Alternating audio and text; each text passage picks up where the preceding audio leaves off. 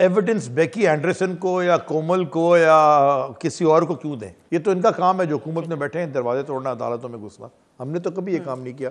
अच्छा चलें, लेट्स इसका बड़ा सिंपल जवाब है। एविडेंस बेकी एंडरसन को या कोमल को या किसी और को क्यों दें? जब केस अगर कमीशन बनेगा, कमीशन के अंदर जब सामने अगर फुल बेंच बैठेगी, एविडेंस हम वहाँ प्लेस कर देंगे खान साहब। वो तो कल खान साहब ने अपनी प्रेस टॉक में कह दिया है कि अगर अदालत का कमीशन बनता है उसको वेलकम करते हैं।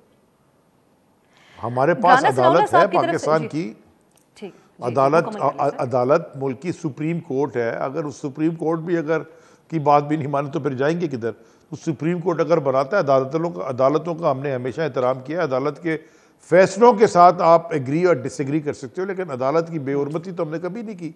ये तो इनका काम है जो हुकूमत में बैठे हैं, दरवाजे तोड़ना, अदालतों में घुसना। हमने तो कभी ये काम नहीं किया। So we are very clear.